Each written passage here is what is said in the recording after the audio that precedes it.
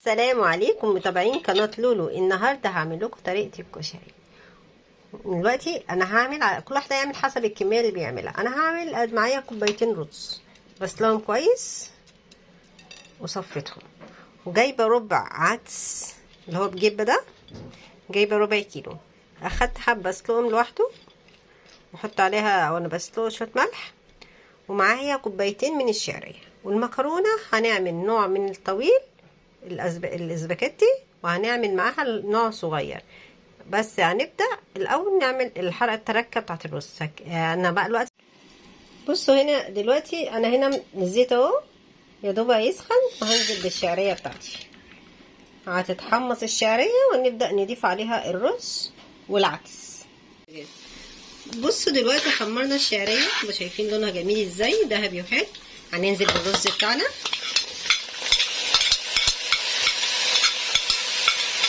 وهنقعد نقلب كده، وهننزل بالعدس كمان. على فكره مش شرط ان انت تسلقي حبه عدس لوحديهم، ممكن تعملي كله، بس انا عاملاه عشان انا بحب اجمل الطبق. بصوا نقعد بقى كده نسيبها شويه عشان كله يتشرب من طعم الزيت اللي هو بالبصل. وهننزل عليها بالملح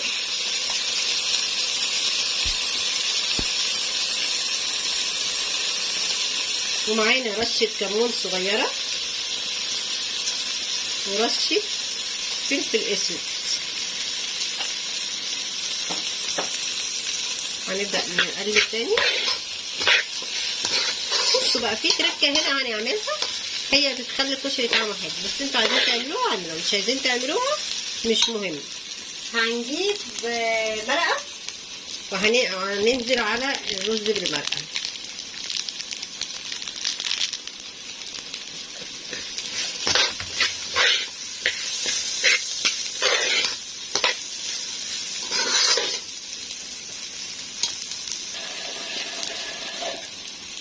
بصوا بقى انا معايا ميه دافيه سخنه، تمام.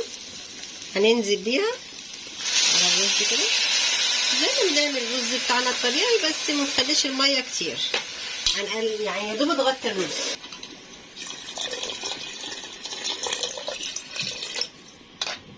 زي ما احنا شايفين كده خلاص. وهنبدا بقى قبل ما يخلص نسلق المكرونه. ليه بقى انا عملت المكرونه في الاخر؟ عشان انا بحبها تكون كده سخنه وحلوه ونازله في وقتها كده، تبقى متماسكه، يعني مش اللي هي مجلده ولا اي حاجه، لا. دلوقتي بقى هنبدا نسلق المكرونه. احنا سخنا ميه، هننزل بالمكرونه الطويله. اللي حابب يسلق الاتنين على بعض، انا عشان افصلهم عن بعض. اللي حابب يسلق الاتنين على بعض هناخد الصغيره الاول، نستنى كده بتاع 5 دقايق وننزل بالسباكيتي علشان خاطر تبدا ان هي عمليه السوا في السباكيتي بتبقى اسرع. هتتسلق، وبعد ما تتسلق هنصفيها ونعمل وكنا سلقنا الصغيره كمان. بصوا طريقه عمل البصل بتاع الكشري. احنا مقطعينه شرايح رفيعه خالص كده، تمام. ومعانا معلقه نشا على معلقه دقيق اهي، هنقلبهم عليه حلو، وعليها رشه ملح عشان نقلب بالمره، ونقلبهم حلو قوي ونسيبها شويه. وبعد كده نبدا نسخن الزيت ونقليها. احنا هنكتر في الزيت عشان احنا فاهمين ان الكشري طبعا بناخد الزيت بتاعه بنشتغل بيه، نعمل الصلصه بتاعته وده، ونعمل كل حاجه منه، وهنوريكم خطوه بخطوه هنشوف. بصوا دلوقتي الزيت سخن عندنا، هننزل بيه بالبصل كده، نسيبه يتقلى ونقعد نقلب فيه، وهنطلعه لونه كده ذهبي مدي بني شويه. بصوا كده ادي البصل بدأ يتقلى عندنا اهو. هنبدأ لسه شويه،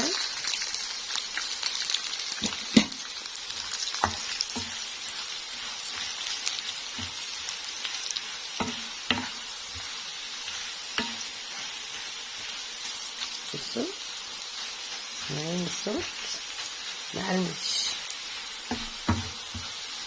لسه لما بنقعد نهويه شويه كمان يبقى نشف كده وحلو. بصوا بقى التكه اهي بعد ما خلصناه. بصوا مقرمش ازاي، بصوا بصوا سامعين مقرمش ماشي اهو قدامكم اهو. بصوا ادي لونه كمان اهو. دلوقتي انا حطيت من الزيت اللي هو محمرين فيه البصل، تمام. بصوا دلوقتي انا هنا حطيت الثوم، وهبدا انزل بكزبره.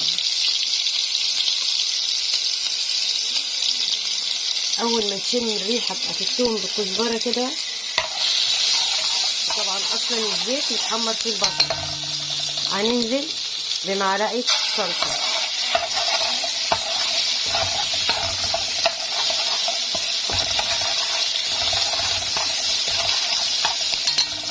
وبعدين هنحط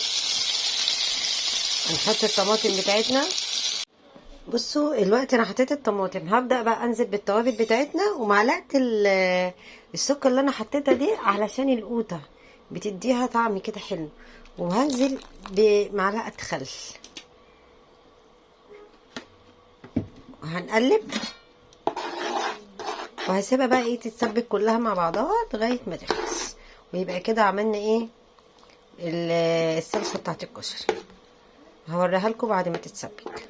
هنبدا نعمل بقى الخطوه اللي بعد. طريقه عمل الدقه سهله جدا. احنا هنجيب ميه سخنه كده، ومعانا ليمونه، ومعانا كزبره، ومعانا كمون، ومعانا الثوم يعني معلقتين حلوين، وحبه شطه عشان انا بحب ايه يعني احط في حاجه شطه، ومعانا الخل والملح. ماشي. هننزل في الميه ديت بالثوم والتوابل، نحط عليها الملح بتاعنا. طبعا احنا بندوقها بعد كده ونظبط ملحنا. نعصر عليها الليمون،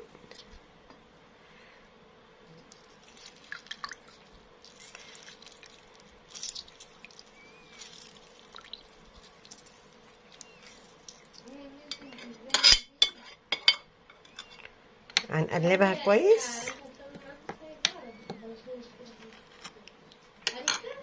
وهننزل على خل، نص كوباية خل، ونقلبها كده كويس.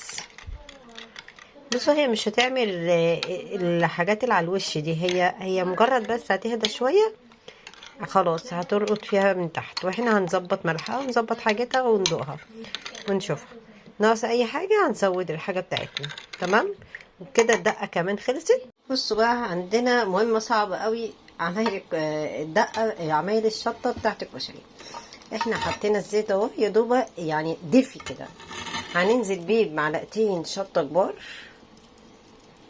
ربنا يعيننا بقى.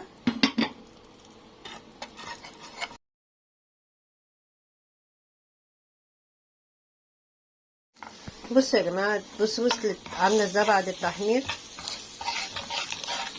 الخطوة اللي جاية دي صعبة قوي قوي قوي، لان احنا اول ما نحط الطماطم عليها هتبدأ الريحة بتاعتها تبقى صعبة قوي، مش هنستحملها.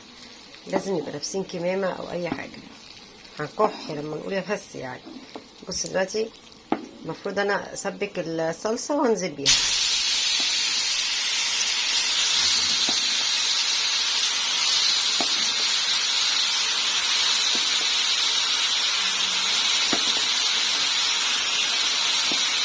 بص انا عملت الشطة اهي.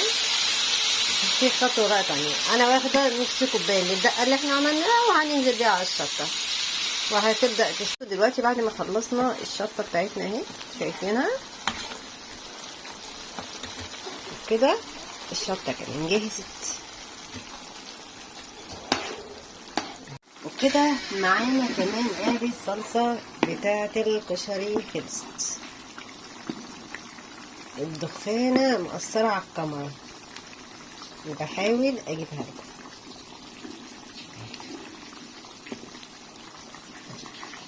طبعا احنا بنظبط بقى، بنشوف محتاجة شوية ملح حسب الكميات اللي احنا عايزينها، شوية توابل اكتر. جربوها كده وشوفوا. ودي كده الشطة بتاعتنا ومعانا الدقة ومعانا البصل.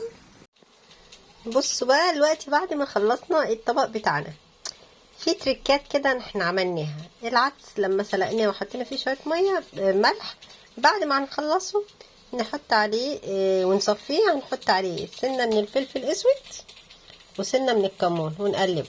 وكذلك المكرونه هنحط عليها بعد ما نغسلها رشه ملح فلفل اسود كمون ونقلبها. بص بقى يا جماعه، دلوقتي بعد ما خلصنا الكشري بتاعنا ما تنسوش تعملوا لايك وشير، تمام، وتقولوا لي رايكم ايه.